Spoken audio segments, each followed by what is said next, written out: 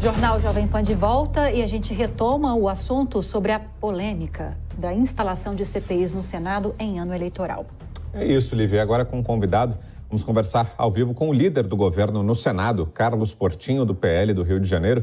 Senador, boa noite. Obrigado pela presença. Muito boa noite a vocês e toda a grande audiência da Jovem Pan. Senador, hoje o presidente do Senado, Rodrigo Pacheco, trouxemos essa informação mais cedo aqui no início do Jornal Jovem Pan de hoje. Pacheco anunciou que a abertura das CPIs vai se dar só depois das eleições. Tanto a CPI do MEC, que é reivindicada pela oposição, quanto outras comissões que tiveram pedidos de abertura feitos por parlamentares governistas. Tudo isso só vai acontecer depois das eleições. Para o governo, esse anúncio de hoje foi uma vitória, senador? Sem dúvida, não só para o governo, mas para o Senado, na minha opinião, na medida em que há uma convergência entre os líderes do Senado, que representam as suas bancadas, de que não é um momento apropriado, primeiro, para se abrir uma CPI. Estamos aí há poucos dias úteis, eu diria cerca de 3 ou 4 dias úteis do recesso parlamentar. No período de agosto e setembro, que é um período eleitoral, sequer é cobrada a presença, isso pelo regimento do Senado, porque é compreendido que no momento eleitoral é a função do parlamentar ou estar concorrendo à reeleição do seu mandato, ou estar concorrendo, no caso de muitos, ao governo, né, ou estar envolvido naturalmente com a tarefa das eleições nos seus estados, com seus apoios aos governadores, aos presidentes, aos deputados. Então, transformar o Senado em poucos dias num palanque eleitoral não seria produtivo, como também não seria produtivo, né, e seria de grande dificuldade a indicação de membros para 5 CPIs.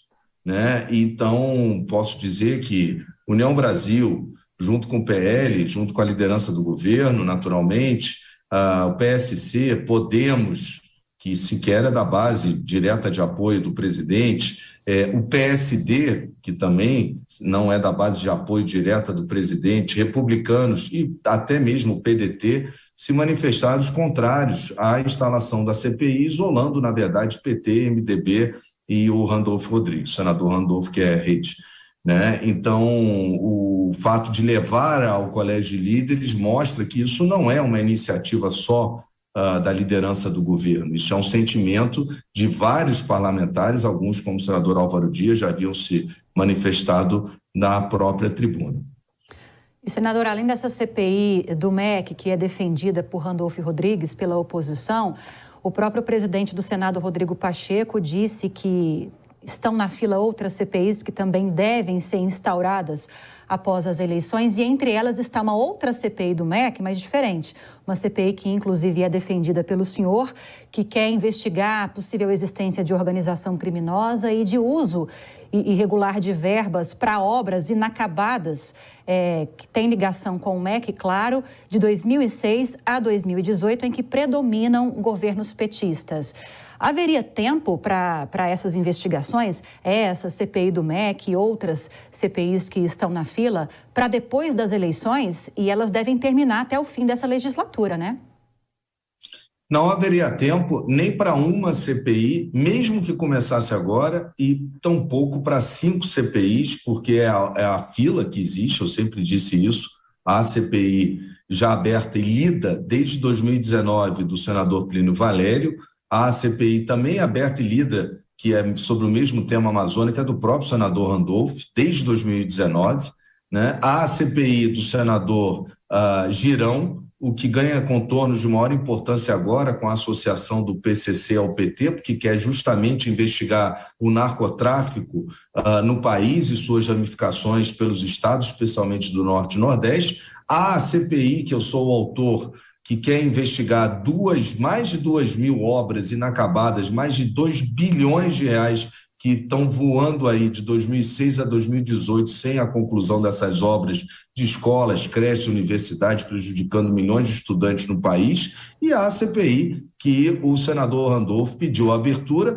mas que trata de temas, talvez seja a única, já investigados né, pela Polícia Federal, inquéritos abertos no Ministério Público, inquérito aberto no Poder Judiciário. Então, a do senador Randolfo seria a CPI, o inquérito sobre o inquérito, né? Então, realmente, existem outras e existe a própria dificuldade dos partidos indicarem, no momento em que sequer é exigida a presença, pelo momento eleitoral, seus representantes.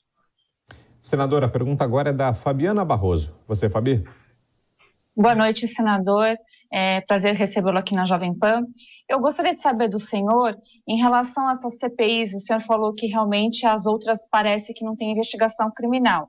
E nos interessa, como cidadão, muito, principalmente essa que o senhor mencionou, em relação ao narcotráfico. É um dos grandes problemas aqui do Brasil. Não seria, então, oportuno também os senadores providenciarem uma notícia-crime para que começasse, então, uma investigação, mesmo que não houvesse tempo para uma CPI formalmente? A questão do narcotráfico aflige todo o país. No meu estado do Rio de Janeiro, se não são algumas comunidades dominadas por milícia, é pelo tráfico. E, hoje em dia, a atuação desses dois grupos paramilitares é absolutamente a mesma.